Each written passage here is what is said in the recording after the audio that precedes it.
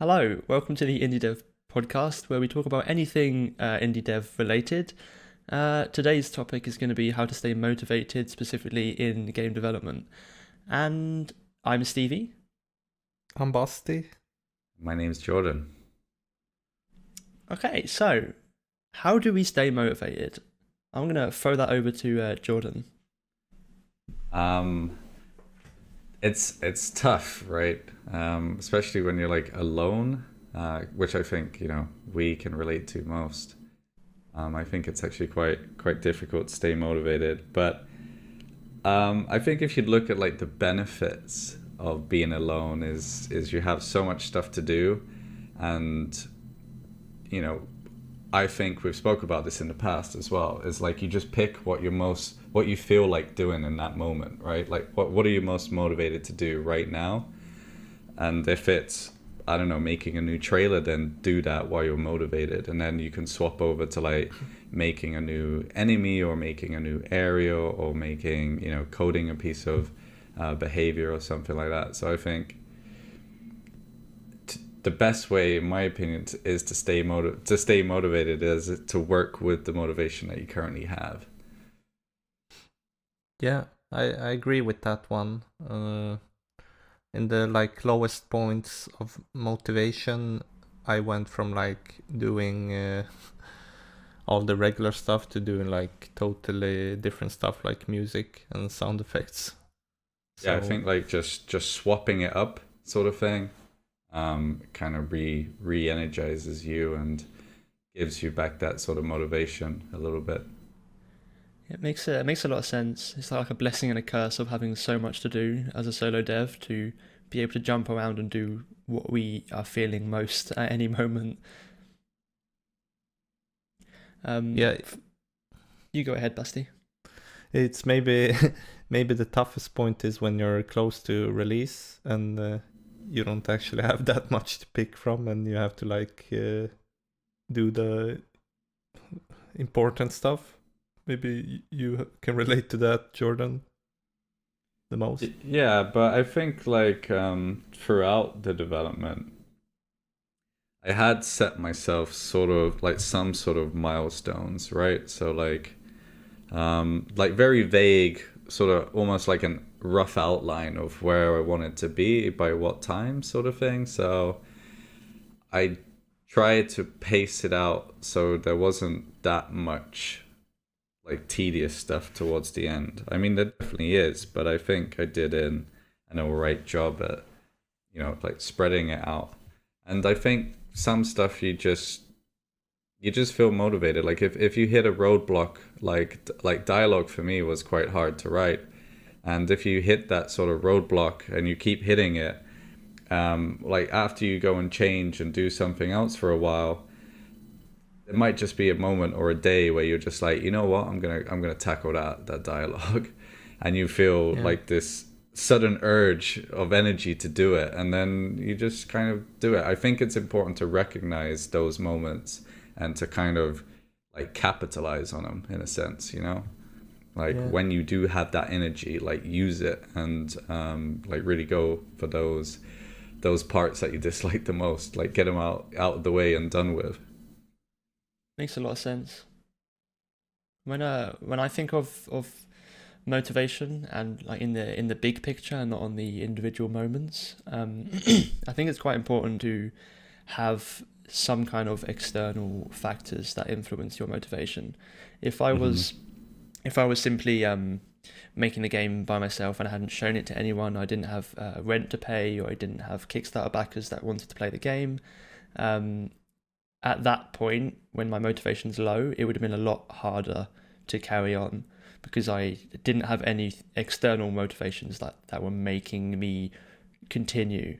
And when a lot of indie devs only have these internal motivations, which are they just want to make a game because it's fun. When it does get hard, which inevitably it does, it's a lot easier to give up because they haven't got any external pressure, which is sounds like a bad thing, but it's actually a good thing. Yeah, I I agree. agree. Yeah, because it makes it so you actually have an obligation, kind of like a regular job that you just have to do it for I guess, survival and like yeah. Uh-huh.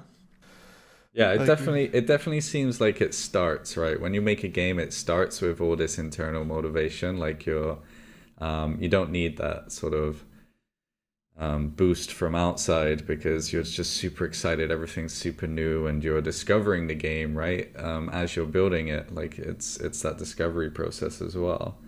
But yeah, having this external motivation definitely helped. Like with the Kickstarter, especially, it's like you feel like I owe it to them at least, you know. So it's yeah, I completely agree. Having both the internal motivation and that external motivation is a huge boost. And even if you haven't done a Kickstarter, you know, the kind of fact that you want to make it a financial success can also be kind of a external motivator as well, because you need to pay, and you need to pay for food, and you need to pay for rent, and you need to do all these things.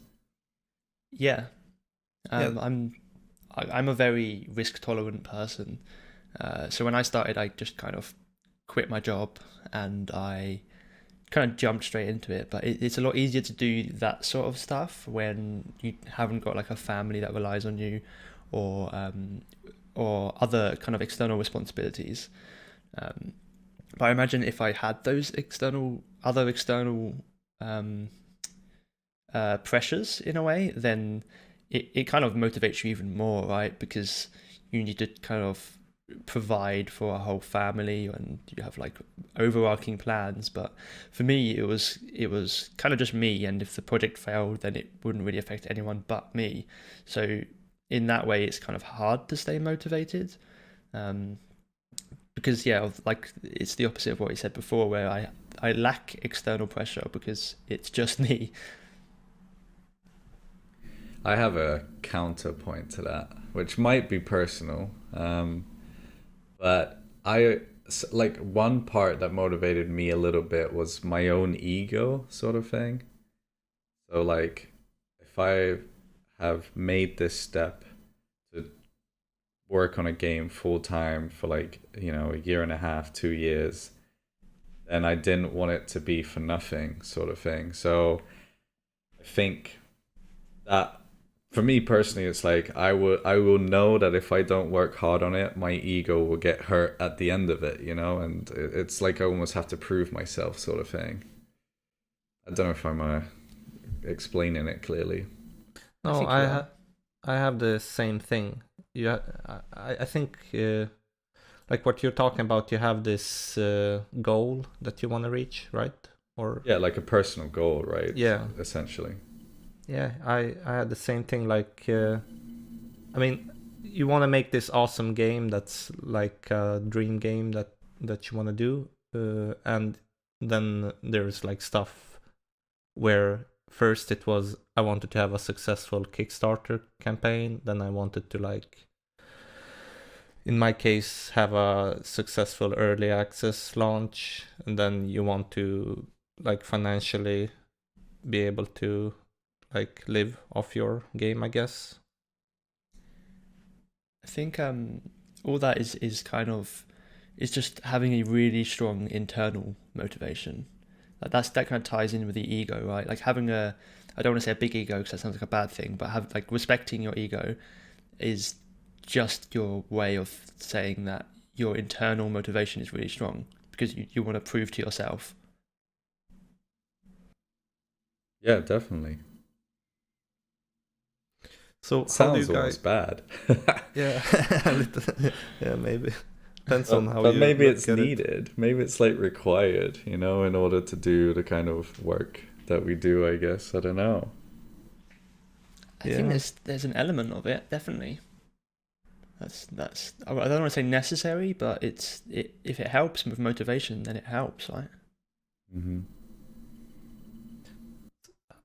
how do you guys like when you're low on motivation? What do you do to like uh, build motivation up? Because There's I personally, I mean, you can answer first if you want. okay. There's for me there's two different ways that I tackle it. Uh, one I think is is less healthy. The less healthy way is I just go ham. I just force myself to work, and it does kind of build up this kind of burnout in a way, but there is like a tolerance when it comes to burnout that I like internally have, where if I'm not enjoying something, I can just treat it as a job. I'm like, this is my job, and I'm going to continue doing it anyway. And sometimes that feeling will subside, and I'll just get back into like the routine of development.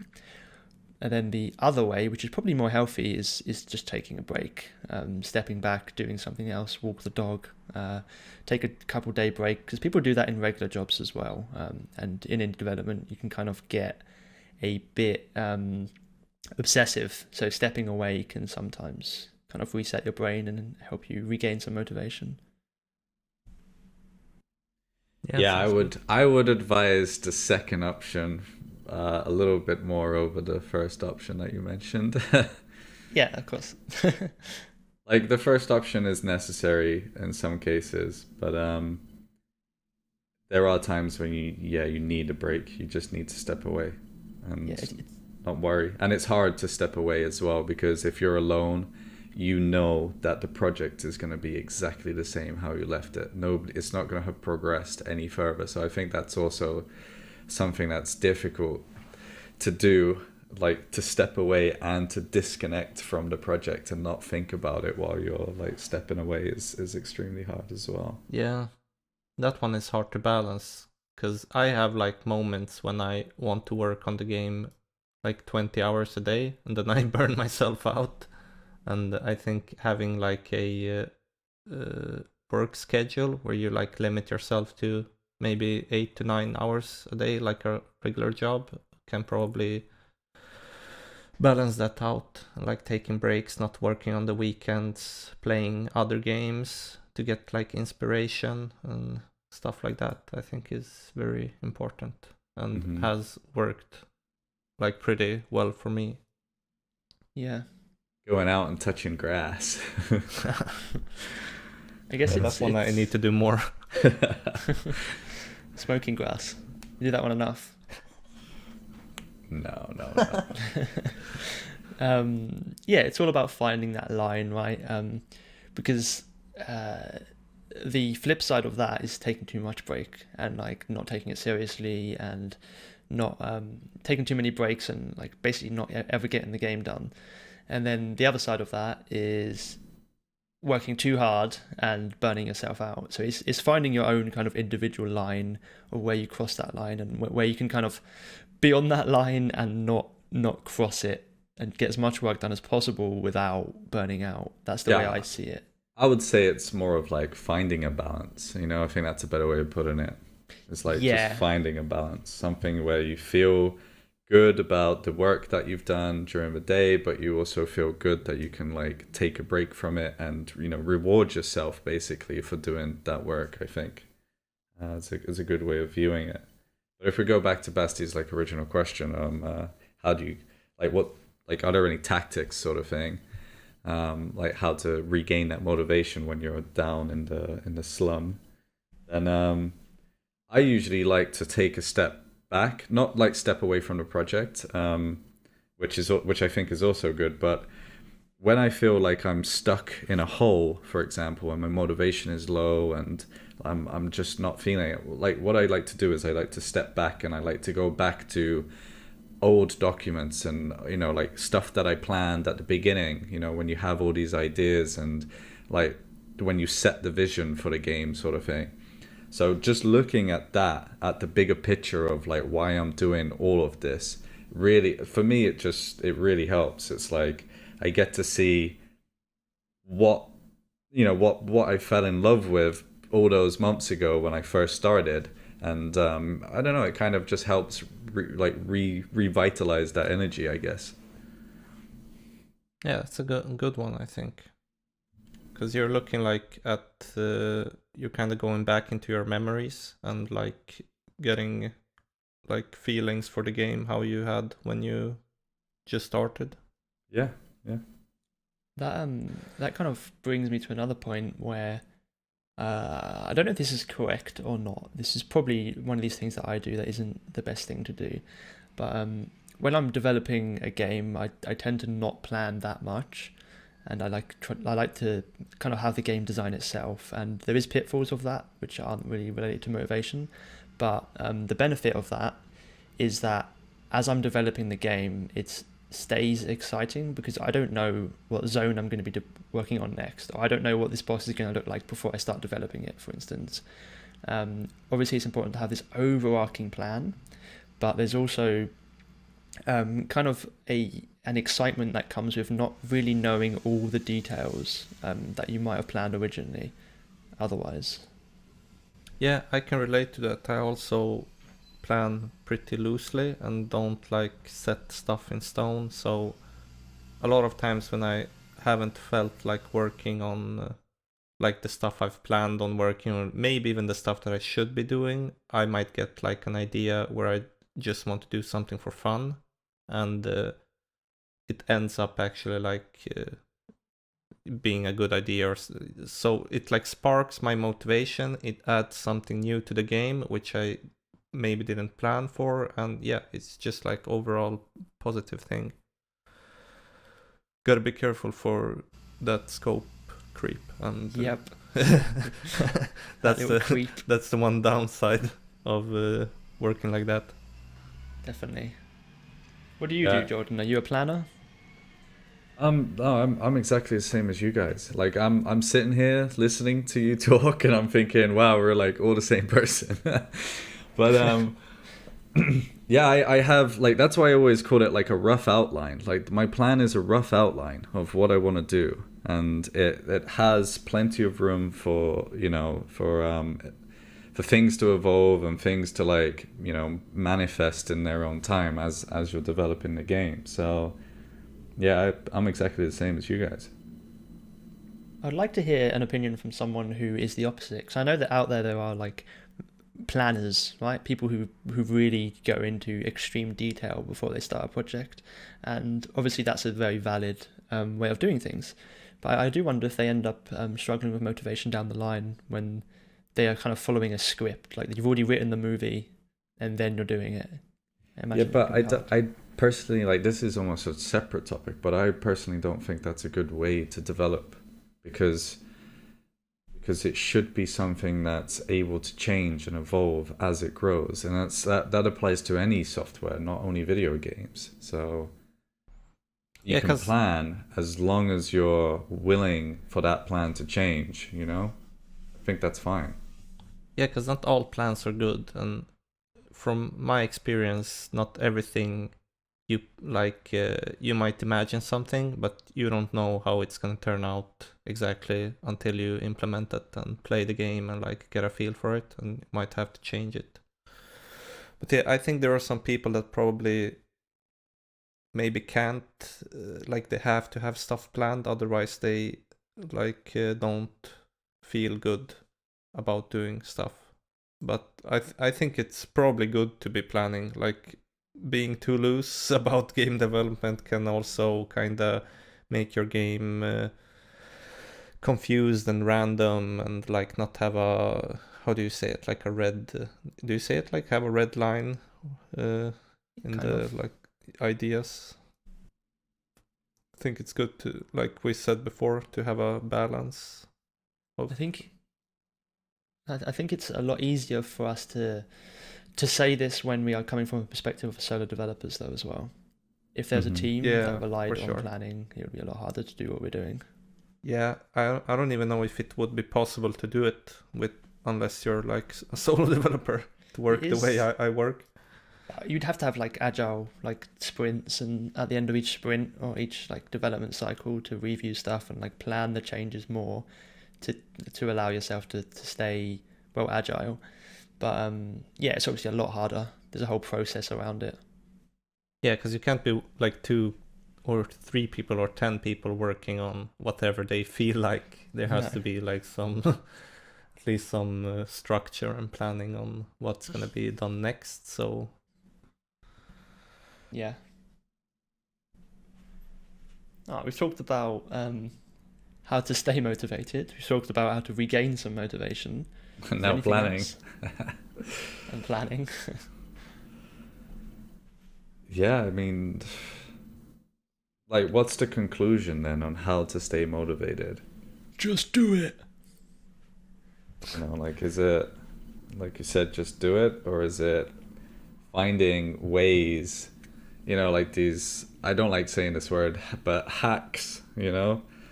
Finding your psychological hacks on how on how to like get yourself out. I think it is very much just trial and error, and you need to pay attention to, like, you know, what do you respond to well, you know, like if you go out, like, for example, actually I started going to the gym around Christmas, I think I started, and I've been going consistently since, which is a pretty big achievement of itself, to be honest.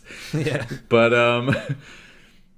I've just learned to really like it, because I know like I can blank out for a while, you know. If I'm on the treadmill, I'm running and I'm thinking about how hard it is on my legs, and I'm just pushing forward, and that's my focus. So it completely removes anything game dev related from my mind, and I like that, you know, even for just that hour and a half period.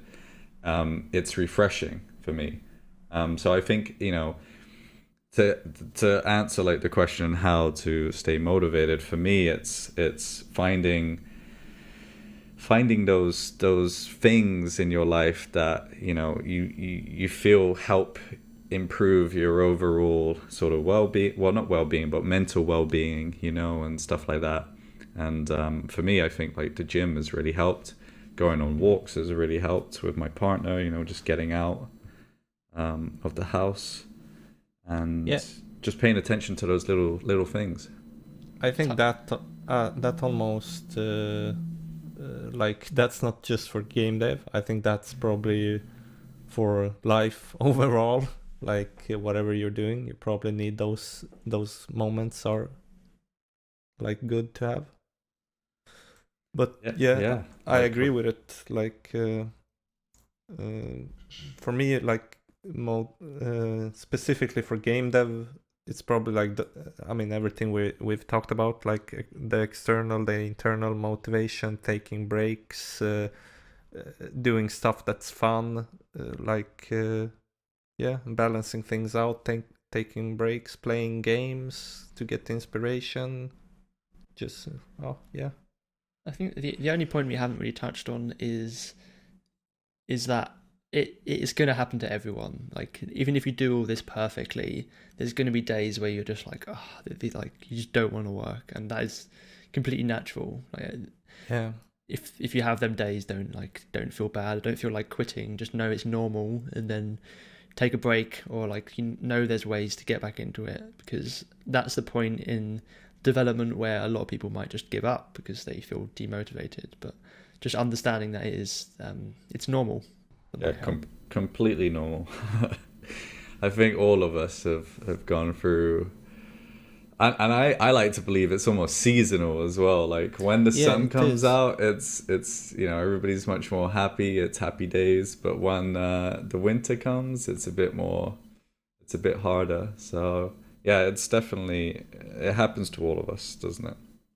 I mean, we're talking about motivation. Maybe I can share the lowest point of like motivation in my so far like 2 years on working on my game.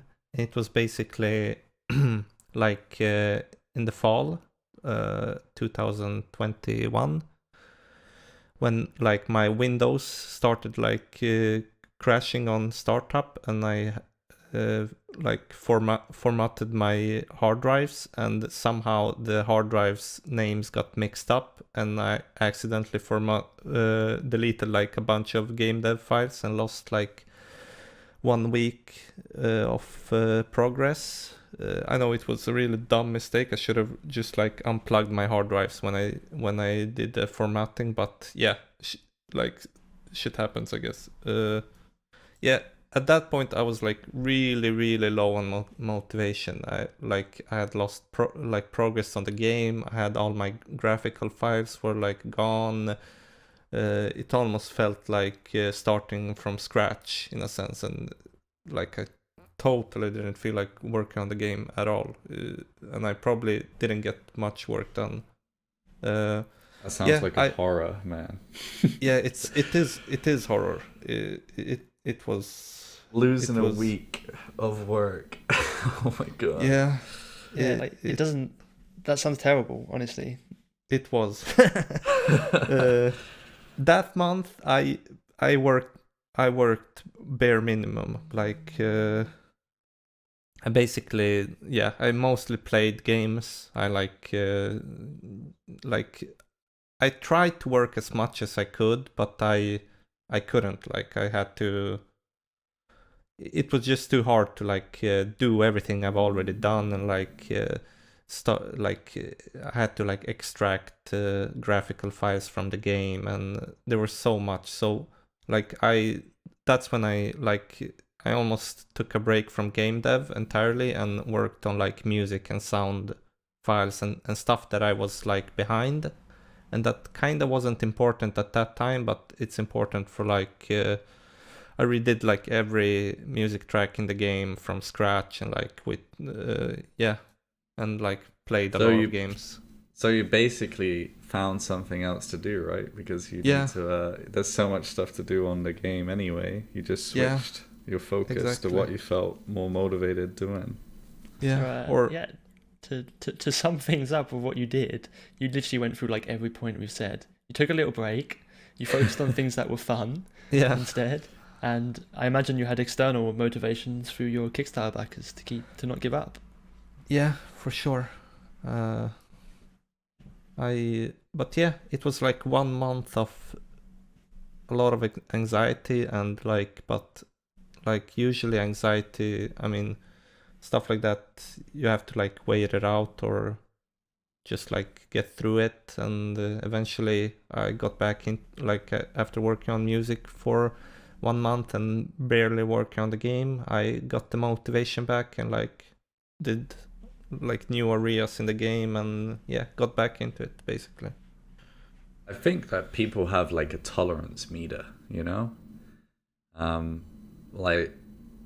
You kind of can only tolerate so much, and then you need to like switch or do something different, and then let that meter recharge before you can go back and tolerate it again, sort of thing.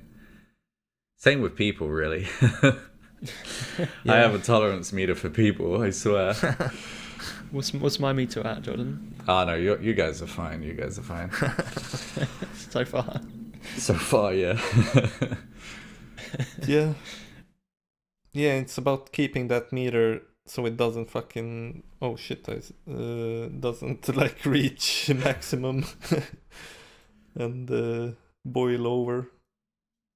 Yeah, and you just need a break from it for it to recharge. And a break doesn't, like you said, a break doesn't always necessarily mean like completely quitting or completely taking a whole month off, but it could just mean switching to your focus to something else. Yeah, you could do something in the game that's totally different but still useful. Maybe I don't know, marketing, or even though that's not fun any time. I beg to differ. Like it. I like it. Jordan's TikToks. Make sure you subscribe to Jordan's TikTok. Yeah. Do you subscribe on TikTok? Is that a thing? I think you just follow, but TikTok's hard, man. That's another topic. That's another episode. I still haven't broken that TikTok barrier. It's just I find it impossible, but I haven't broken the barrier of downloading TikTok and making an account. I'm not a fan of TikTok. Should we end things here? I think so. Yeah. Yeah. Before we start a second podcast about TikTok and marketing. All right. Well, I'm Stevie. I am the developer of Zapling Bygone. And these two people are... I'm Basti, the developer of Lone Fungus. And I'm Jordan, the developer of Haiku the Robot. Thanks for listening. Thanks for listening, yeah.